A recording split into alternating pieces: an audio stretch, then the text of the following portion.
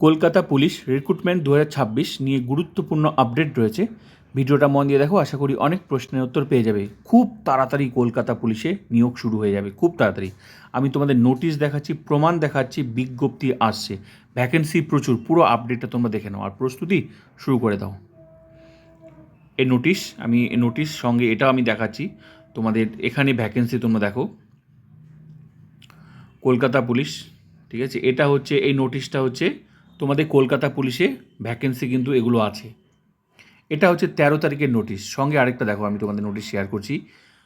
পশ্চিমবঙ্গ সরকার, মুখ্যমন্ত্রী ঘোষণা করেছে নিয়োগ তাড়াতাড়ি হবে এবং স্বচ্ছতার সাথে নিয়োগ হবে, খুব তাড়াতাড়ি হবে, কোনো দুর্নীতি থাকবে না। এই নোটিশ কিন্তু সমস্ত ডিপার্টমেন্টে পাঠিয়ে দিয়েছে। যে সমস্ত ডিপার্টমেন্টে ভ্যাকেন্সিগুলো আছে খুব তাড়াতাড়ি পাঠাতে হবে। 3 জুনের মধ্যে, 3 জুন মধ্যে সমস্ত ডিপার্টমেন্টকে পাঠাতে হবে। কতগুলো ভ্যাকেন্সি রয়েছে কোন কোন ডিপার্টমেন্টে, তো 3 জুনের মধ্যে এই এই ভ্যাকেন্সি পেয়ে যাবে। তারপর ধাপে ধাপে শুরু হয়ে যাবে। এটা কিন্তু নোটিশ দিয়েছে পশ্চিমবঙ্গ সরকার, ক্লিয়ার।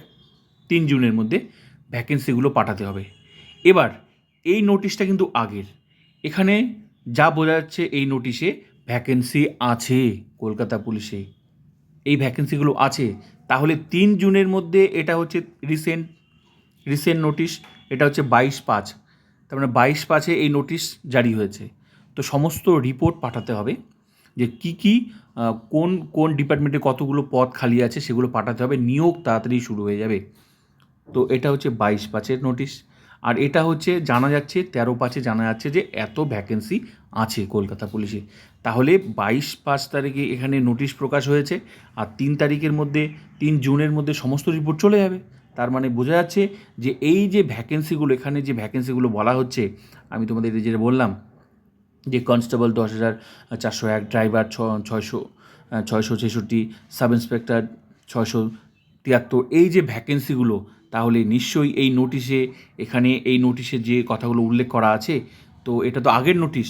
তাহলে এই যে 22 তারিখে যে নোটিশটা জারি হলো, তো 3 জুনের মধ্যে আশা করতে পারো তোমরা সমস্ত রিপোর্ট, একদম অফিসিয়ালি নোটিশ জারি হয়েছে 3 জুনের মধ্যে।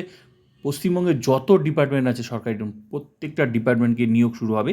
এবং যা যা ভ্যাকেন্সি রয়েছে, আশা করি যে এখানে যে ভ্যাকেন্সিগুলো তোমরা দেখলে, সমস্ত ভ্যাকেন্সি এই রিপোর্টে চলে যাবে, এই রিপোর্টে চলে যাবে। এখানে তো পদক্ষেপ শুরু হয়ে গেছে, এটা 22 তারিখে রিসেন্ট, আর 3 জুনের মধ্যে পাঠাতে হবে। তাহলে কি ওই রিপোর্টগুলো নিশ্চয়ই দেবে যে এই কলকাতা পুলিশে এত ভ্যাকেন্সি খালি আছে, তো এই রিপোর্টে চলে যাবে 3 তারিখের মধ্যে। তারপর তোমাদের বিজ্ঞপ্তি তোমরা ধাপে ধাপে দেখতে পাবে।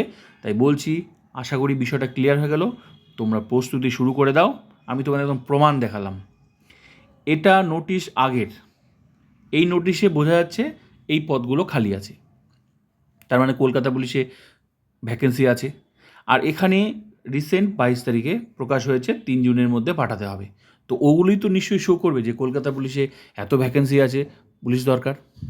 তো ব্যাস, তোমরা প্রস্তুতি শুরু করে দাও। খুব তাড়াতাড়ি তোমরা নিয়োগ দেখতে পাবে এবং স্বচ্ছতার সাথে দেরি হবে না। এই সরকার কিন্তু দেরি করবে না, ঠিক আছে। ওই বছরকে বছর ঘুরবে না, খুব তাড়াতাড়ি একদম নিয়োগ হবে। তো প্রস্তুতি তোমরা শুরু করে দাও। পুরো নোটিশ প্রমাণ সহ আমি তোমাদের দেখালাম। তো প্লিজ ভিডিওটা ভালো লাগলে like, comment, subscribe and share. Next update অবশ্যই তোমরা পাবে।